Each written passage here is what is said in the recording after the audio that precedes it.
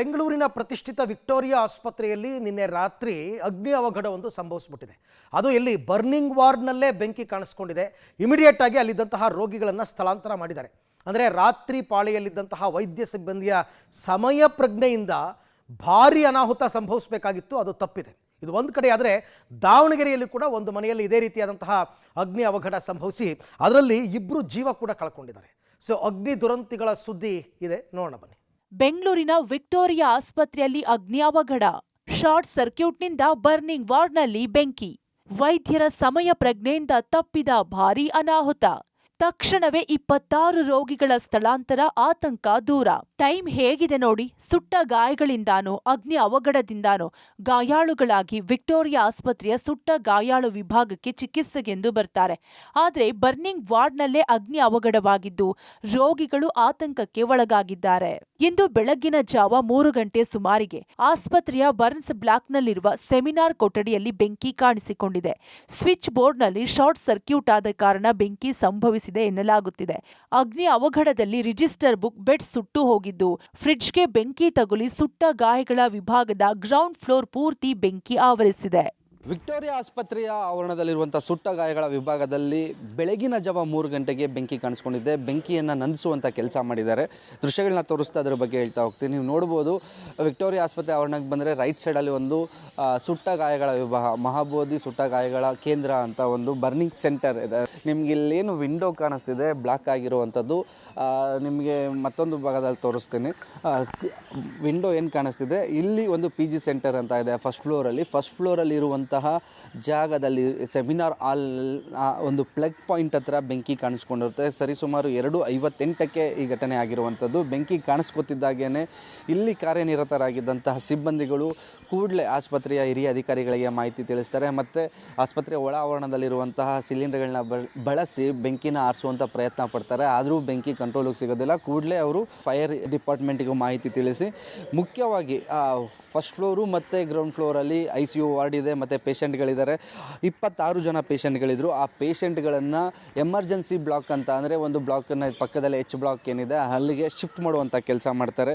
ಈಗ ನೋಡ್ಬೋದು, ಆಸ್ಪತ್ರೆಯ ಸಿಬ್ಬಂದಿಗಳು ಕೂಡ ಈ ಸ್ಥಳದಲ್ಲಿದ್ದಾರೆ. ಘಟನೆ ಆಗ್ತಿದ್ದಾಗೇ ಎಲ್ಲರೂ ಸಹ ಬಂದು ರೋಗಿಗಳನ್ನು ಇಲ್ಲಿ ಚಿಕಿತ್ಸೆ ಪಡಿತಿದ್ದವ್ರನ್ನ ಶಿಫ್ಟ್ ಮಾಡುವಂಥ ಕೆಲಸ ಮಾಡಿದ್ರು. ಸರ್, ನಿಮಗೆ ಎಷ್ಟು ಗಂಟೆಗೆ ಮಾಹಿತಿ ಬಂತು ಸರ್, ಏನಾಗಿತ್ತು ಅಂತ ಹೇಳಿದ್ರು? Divya was on the duty. She is noticed at around 2:58, around 3 o'clock. 3:15 ಅಷ್ಟೊತ್ತಿಗೆ ಫೈರ್ ಇಂಜಿನ್ ಬಂತು. Police everything we all arrived.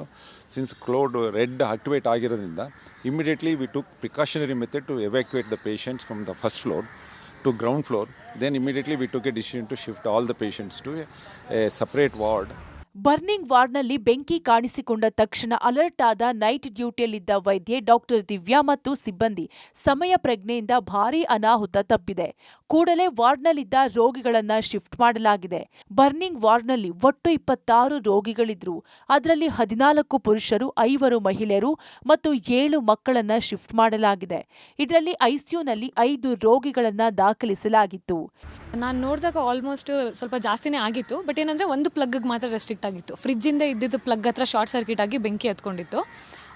ನಾನು ಅದು ಫಸ್ಟ್ ಏನೋ ಸೌಂಡ್ ಬರ್ತಾಯಿದೆ ಅಂತ ನೋಡಿದಾಗ ಕಾಣಿಸ್ತು. ಸೊ ಗೊತ್ತಾದ ಕೂಡಲೇ ನಾನು ಹೋಗಿ ನಮ್ಮ ಬ್ರದರ್ ಹೆಲ್ಪ್ ತೊಗೊಂಡು ನಾವೇನು ಪ್ಲ್ಯಾನ್ ಮಾಡಿದ್ವಿ ಅಂದರೆ ಫಸ್ಟು ಮೇನ್ ಸ್ವಿಚ್ ಆಫ್ ಮಾಡಿಬಿಟ್ಟು ಎಕ್ಸ್ಟಿಂಗ್ವಿಷರ್ ಯೂಸ್ ಮಾಡೋಣ ಅಂತ ಮೇನ್ ಸ್ವಿಚ್ಗೆ ಹುಡುಕ್ತಾ ಇದ್ವಿ. ಮತ್ತು ಎಕ್ಸ್ಟಿಂಗ್ವಿಷರ್ ತೊಗೊಂಡು ಬಂದ್ವಿ, ಟ್ರೈ ಮಾಡಿದ್ವಿ. ಬಟ್ ಅಷ್ಟರಲ್ಲಿ ತುಂಬ ಇದಾಗಿದ್ದರಿಂದ ಸ್ಮೋಕ್ ಎಲ್ಲ ತುಂಬಿಕೊಂಡು ಕತ್ಲೆ ಆಗಿಬಿಟ್ಟಿತ್ತು, ಕಷ್ಟ ಆಯಿತು. ಸೊ ಹೊರಗೆ ಬಂದ ತಕ್ಷಣಕ್ಕೆ ಸರಿಗೆ ಇನ್ಫಾರ್ಮ್ ಮಾಡಿ ಮತ್ತು ಪೊಲೀಸ್ಗೆ, ಫೈರ್ ಎಕ್ಸ್ಟಿಂಗ್ವಿಷನ್ಗೆಲ್ಲ ನಾವು ಇನ್ಫಾರ್ಮ್ ಮಾಡಿದ್ವಿ. ಆಗ ಸರು ಕೂಡಲೇ ಪೇಷಂಟ್ ನಮ್ಮನ್ನೆಲ್ಲ ವಿಚಾರಿಸಿದ್ರು, ನಾವೆಲ್ಲ ಸೇಫ್ ಇದ್ದೀವಿ, ಪೇಷಂಟ್ ಸೇಫ್ ಇದ್ದೀವಿ ಅಂತ. ನೆಕ್ಸ್ಟ್ ಅರೇಂಜ್ಮೆಂಟ್ ಮಾಡಿ H ಬ್ಲಾಕ್ಗೆ ತಕ್ಷಣಕ್ಕೆ ಶಿಫ್ಟ್ ಮಾಡಿಸ್ಕೊಟ್ರು. ಸೊ ಹಾಗಾಗಿ ಮತ್ತು ಬೆಂಕಿ ಹತ್ತಿದ್ದಾಗ ಪೇಷಂಟ್ ಇದ್ದಿದ್ದು ವಾರ್ಡ್ ದೂರ ಇದ್ರಿಂದ ಪೇಷಂಟ್ಗೆ ಯಾರಿಗೂ ಏನೂ ಆಗಿಲ್ಲ, ಎಲ್ಲ ಸೇಫ್ ಆಗಿದ್ದಾರೆ. ನಾವು ಡಾಕ್ಟರ್ಸ್ ಎಲ್ಲರೂ ಸೇಫ್ ಆಗಿದ್ದೀವಿ. ಇನ್ನು ವೈದ್ಯ ಸಿಬ್ಬಂದಿ ಸಮಯ ಪ್ರಜ್ಞೆಯಿಂದ ದೊಡ್ಡ ದುರಂತ ತಪ್ಪಿದೆ. ಸೆಮಿನಾರ್ ರೂಮ್ನಲ್ಲಿ ಹೊಗೆ ಮತ್ತು ಬೆಂಕಿ ಕಾಣಿಸಿಕೊಂಡಿದೆ. ಬಳಿಕ ಕೋಡ್ ರೆಡ್ ಅಲರ್ಟ್ ಮಾಡಿ ರೋಗಿಗಳ ರಕ್ಷಣಾ ಕಾರ್ಯ ಮಾಡಲಾಗಿದೆ. ಬರ್ನಿಂಗ್ ವಾರ್ಡ್ನ ಮೊದಲ ಮಹಡಿ ಬೆಂಕಿ ವ್ಯಾಪಿಸುವಷ್ಟರಲ್ಲಿ ಸಿಬ್ಬಂದಿ ಅಲರ್ಟ್ ಆಗಿ ರೋಗಿಗಳ ಹಸ್ತಾಂತರ ಮಾಡಲಾಗಿದೆ ಎಂದು ವಿಕ್ಟೋರಿಯಾ ಆಸ್ಪತ್ರೆ ಸುಟ್ಟ ಗಾಯಗಳ ವಿಭಾಗದ ಮುಖ್ಯಸ್ಥ ಡಾಕ್ಟರ್ ಯೋಗೇಶ್ವರಪ್ಪ ಹೇಳಿದ್ದಾರೆ. ಆಫೀಸ್ ರೂಮು ಸೆಮಿನಾರಲ್ಲಿ ಬೆಂಕಿ ಕಾಣಿಸ್ಕೊಳ್ತು. ನಮ್ಮಲ್ಲಿ ಡ್ಯೂಟಿಯಲ್ಲಿದ್ದ ಸ್ಟಾಫು ನಮಗೆ ಇನ್ಫಾರ್ಮ್ ಮಾಡಿದರು. ಇಮ್ಮಿಡಿಯೇಟಾಗಿ ಫೈರ್ ಸೇಫ್ಟಿ, ಪೊಲೀಸ್ ಎಲ್ಲ ಇನ್ಫಾರ್ಮ್ ಮಾಡಿದ್ವಿ. ಹಾಗೆ ನಮ್ಮ ಎಲ್ಲ hospital administrator, superintendent, dean and director of BMCRA ಎಲ್ಲ ಆಕ್ಟಿವೇಟ್ ಮಾಡಿದ್ದು. So everybody swing into action. All the patients were shifted safely to a H block. We had total 26 patients and all the 26 patients are safely shifted to the H block. Around 2:58 AM ಅಲ್ಲಿ ನಮ್ಮ PG ರೂಮಲ್ಲಿ ಅಂದರೆ office ರೂಮಲ್ಲಿ fire ಆಗ್ತಾ ಇದೆ ಅಂತ ಬಂದು ಹೇಳಿದ್ರು. ನಾವು nursing officer incharge, ICU incharge ಇದ್ದೆ. ಫೋನ್ ಮಾಡಿದ್ರು, ಬ್ರದರ್ ಇಲ್ಲಿ ಬೆಂಕಿ ಹತ್ಕೊಂಡಿದೆ ಬನ್ನಿ ಅಂತ. ಹೋಗಿ ನೋಡಿದ್ವಿ, ಇದರಿಂದ ಪ್ಲಗ್ಗಿಂದ ಹತ್ಕೊಂಡು ಉರಿತಾ ಇತ್ತು. ಫಸ್ಟು ಫೈರ್ ಎಕ್ಸ್ಟಿಂಗ್ವಿಷರ್ ತೊಗೊಂಡು ನಾನು ಮತ್ತು ಮಂಜುನಾಥ್ ಇಬ್ಬರು ಟ್ರೈ ಮಾಡಿದ್ವಿ ಆರಿಸೋದಕ್ಕೆ. ಕಂಟ್ರೋಲ್ ಆಗ್ತಾ ಇರಲಿಲ್ಲ. ಸೊ ಆದ ತಕ್ಷಣ ಇಮಿಡಿಯೇಟ್ ನಮ್ಮ ಸೂಪರ್ವೈಸರ್ಗೆ ರಿಪೋರ್ಟ್ ಮಾಡಿದ್ವಿ, ಈ ಥರ ಫೈರ್ ಆಗ್ತಾಯಿದೆ, ಮೇಜರ್ ಫೈರ್ ಆಗ್ತಾಯಿದೆ, ಇಮಿಡಿಯೇಟ್ಲಿ ಫೈರ್ ಇಂಜಿನ್ಗೆ ಫೋನ್ ಮಾಡಿ ಅಂತ ಹೇಳಿದೆ. ಮತ್ತು ಇಮಿಡಿಯೇಟ್ ನೆಕ್ಸ್ಟ್ ಸ್ಟೆಪ್ ನಾವು ಮಾಡಿದ್ದು, all patients has been evacuated to other safety ಪ್ರಿಕಾಷನ್ಸ್ಗೋಸ್ಕರ. ಮನೆಯಲ್ಲಿ ಶಾರ್ಟ್ ಸರ್ಕ್ಯೂಟ್, ಇಬ್ಬರು ಸಾವು. ಮನೆಯಲ್ಲಿದ್ದ ವಸ್ತುಗಳೆಲ್ಲ ಸುಟ್ಟು ಕರಕಲು. ದಾವಣಗೆರೆಯಲ್ಲಿ ಮನೆಯಲ್ಲಿ ಶಾರ್ಟ್ ಸರ್ಕ್ಯೂಟ್ ಆಗಿ ಮನೆಯಲ್ಲಿದ್ದ ವಸ್ತುಗಳು ಸಂಪೂರ್ಣ ಸುಟ್ಟು ಕರಕಲಾಗಿ ಇಬ್ಬರು ಸಾವನ್ನಪ್ಪಿದ ಘಟನೆ ನಡೆದಿದೆ. ನಗರದ ಕಾಯಿಪೇಟೆಯಲ್ಲಿರುವ ಬಿಜೆಪಿ ಮುಖಂಡ ರುದ್ರ ಮುನಿಸ್ವಾಮಿ ಮನೆಯಲ್ಲಿ ದುರ್ಘಟನೆ ನಡೆದಿದೆ. ತಡರಾತ್ರಿ ಮಲಗಿದ್ದ ಸಂದರ್ಭದಲ್ಲಿ ದಟ್ಟವಾಗಿ ಹೊಗೆ ಆವರಿಸಿದೆ. ಕೂಡಲೇ ಮನೆಯಲ್ಲಿದ್ದವರು ಹೊರಗೆ ಓಡಿ ಬಂದಿದ್ದಾರೆ. ಆದ್ರೆ ರುದ್ರ ಮುನಿಸ್ವಾಮಿಯವರ 75 ವರ್ಷದ ಅತ್ತೆ ವಿಮಲಾ, 35 ವರ್ಷದ ಅಳಿಯ ಕುಮಾರ್ ರೂಮಿನಿಂದ ಹೊರಬರಲಾಗದೆ ಹೊಗೆಯಿಂದ ಅಸ್ವಸ್ಥರಾಗಿದ್ರು. ಬಾಗಿಲು ಹೊಡೆದು ಅಸ್ವಸ್ಥರಾದ ಇಬ್ಬರನ್ನ ಹೊರತೆಗೆದು ಆಸ್ಪತ್ರೆಗೆ ಸಾಗಿಸುವ ಮಾರ್ಗ ಮಧ್ಯದಲ್ಲಿ ಇಬ್ಬರು ಸಾವನ್ನಪ್ಪಿದ್ದಾರೆ. 3 ಬೆಡ್ರೂಮ್ ಇರುವ ಮನೆಯಲ್ಲಿ ಎಲ್ಲಾ ಪೀಠೋಪಕರಣಗಳು, ಎಲೆಕ್ಟ್ರಾನಿಕ್ ಐಟಂಗಳು ಸುಟ್ಟು ಕರಕಲಾಗಿದೆ.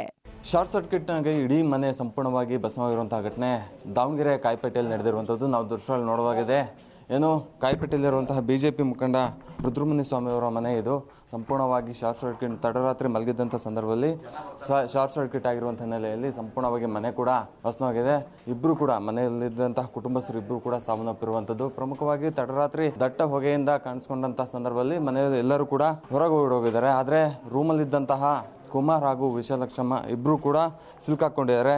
ಕೂಡಲೇ ಕುಟುಂಬಸ್ಥರು ಬಾಗಿಲನ್ನು ಹೊಡೆದು ಹೊರಗೆ ಕರೆತಂದು ಆಸ್ಪತ್ರೆಗೆ ಕರೆತರುವಷ್ಟರಲ್ಲಿ ಸಂಪೂರ್ಣ ಅವರು ಸಾವನ್ನಪ್ಪಿರುವಂಥದ್ದು. ನಿಜಕ್ಕೂ ಇದೊಂದು ಘೋರ ದುರಂತ. ಇರುವಂತಹ ಮನೆಯಲ್ಲಿರುವಂತಹ ಎಲ್ಲ ಸಾಮಗ್ರಿಗಳು, ಪೀಠೋಪಕರಣಗಳಾಗಿರ್ಬೋದು, AC ಮತ್ತು ಎಲ್ಲ ವಸ್ತುಗಳು ಕೂಡ ಸಂಪೂರ್ಣವಾಗಿ ಭಸ್ಮ ಆಗಿರುವಂಥದ್ದು. ಯಾವಾಗಾಗಿದ್ದು ಹೆಂಗತೆ ಅನ್ನೋದು ಸರ್? ಸುಮಾರು ಎಲ್ಲ ಮಲಗಿದ್ವಿ ನಾವು.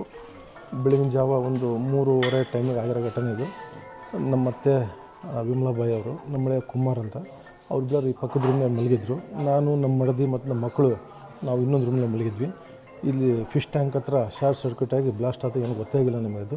ಆ ಫಿಶ್ ಟ್ಯಾಂಕ್ ಹತ್ರದಿಂದ ಆದಂಥ ಅನಾಹುತ ಅದೇನು ನಮ್ಮ ಕುಷನ್ಗೆಲ್ಲ ಬೆಂಕಿ ಎತ್ತಿ ಕುಷನ್ ಎಲ್ಲ ಸುಟ್ಟಿದೆ. ಕುಷನ್ ಸುಟ್ಟ ಮೇಲೆ ಆ ಹೊಗೆಗೆ ನಮ್ಮ ರೂಮ್ಗಳಿಗೆ ಹೊಗೆ ಬಂದಮೇಲೆ ನಮಗೆ ಗೊತ್ತಾಗಿರೋದು, ಅಲ್ಲಿಂದ ಗೊತ್ತಾಗಿಲ್ಲ. ಹೊಗೆ ಬಂದ ತಕ್ಷಣ ನಾವು ಒಂದಲ್ಲಿ ರೂಮ್ನಲ್ಲಿ ಹೊಗೆ ಬಂದಾಗ ನಾವು ಹೊರಗೆ ಬಂದು ನೋಡಿದಾಗ ಹೊಗೆ ಕಾಣ್ತಾಯಿತ್ತು. ಆ ಸಂದರ್ಭದಲ್ಲಿ ಪಾಪ ಮುಂದೆ ಹೋಗ್ರಿ, ನಾನು ಅಮ್ಮನ ಕರ್ಕೊಂಬರ್ತೀನಿ ಅಂತ ಹೇಳ್ದೆ. ಬರ್ತಾ ಇದ್ದಾರೆ ಅಂತಂದೇಳಿ ಮುಂದೆ ಹೋದ್ವಿ. ಒಟ್ಟಾರೆ ವಿಕ್ಟೋರಿಯಾ ಆಸ್ಪತ್ರೆಯಲ್ಲಿ ಬೆಂಕಿ ಕಾಣಿಸಿಕೊಂಡು ಸ್ವಲ್ಪದರಲ್ಲೇ ದುರಂತವೊಂದು ತಪ್ಪಿದೆ. ಇತ್ತ ಮನೆಯಲ್ಲಿ ಶಾರ್ಟ್ ಸರ್ಕ್ಯೂಟ್ ಆಗಿ ಇಬ್ಬರು ಸಾವನ್ನಪ್ಪಿರುವುದು ದುರಂತವೇ ಸರಿ. News desk, public TV.